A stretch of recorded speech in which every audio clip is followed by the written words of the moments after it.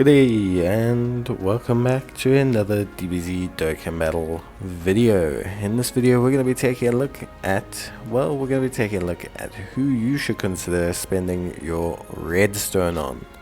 Now the redstone is obviously a currency they give out from time to time. The list has not been updated. We have not had any new characters added, but it's always nice to give some thoughts, especially with newer players or with veteran players or just in general.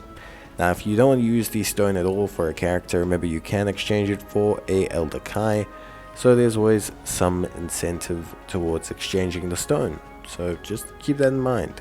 And secondly, also a lot of these characters need to be extremely awakened to have access to their full strength. So if you're a new player, you're going to need to make sure you can easy A the unit before you consider obtaining them.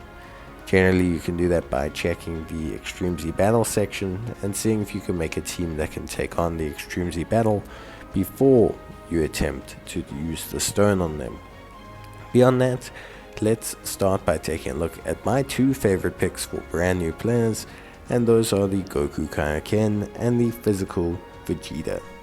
Both of these units are exceptional units because of two reasons. One, they actually are very good units that thrive in long form content, but also they are incredibly good when it comes to leader skill. A Goku's family and Vegeta's family leader skill is pretty valuable, especially at the beginning of the game when you are a newer player. The ability to make a Vegeta or Goku's family team is really solid.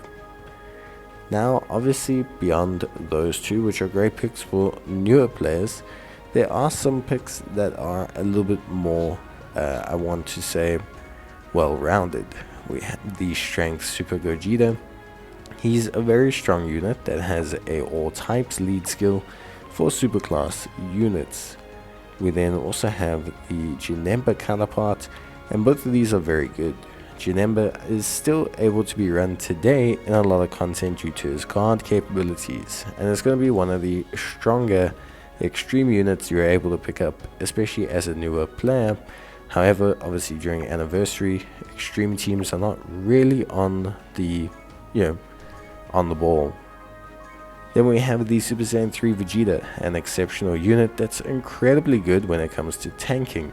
He's very solid, very good, and is still a crucial part to most Super Saiyan 3 based challenges for a lot of players.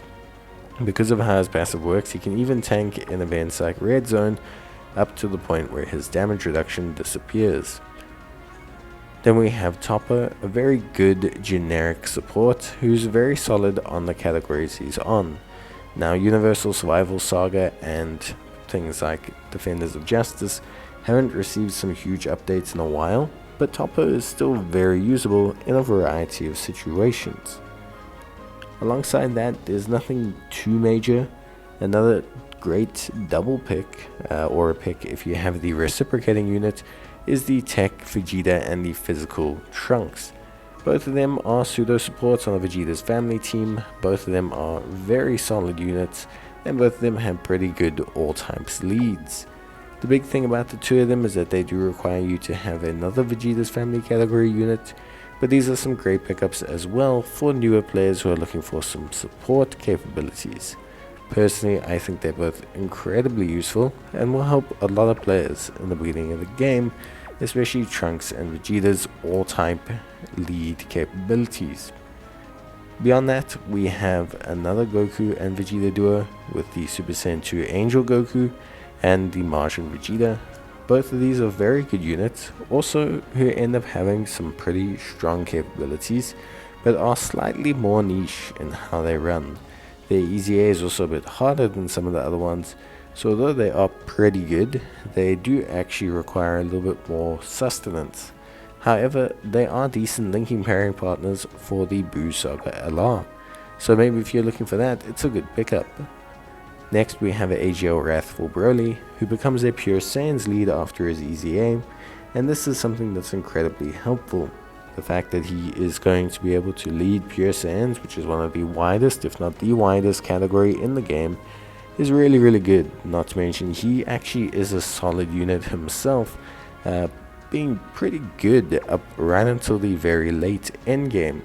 So he's a solid choice, and I think his EZA is also one of the easier ones. Next, we have a Strength Goku and Int Vegeta.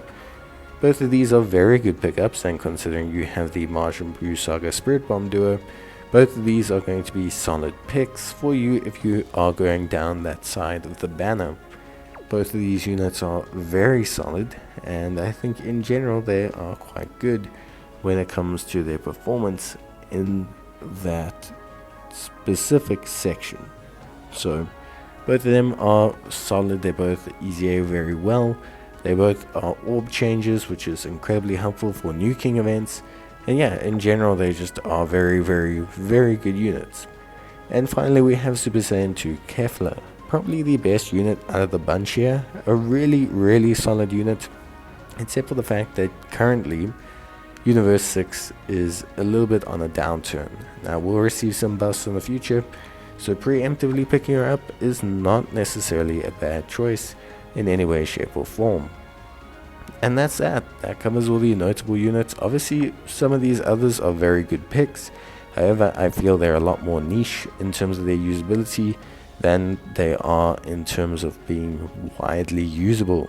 And I think beyond that, you should always pick up copies of units, as it will help you obtain coins, but you can always get the Elder Kai if you're really desperate. But that's going to be it from me. See you guys next time. Bye.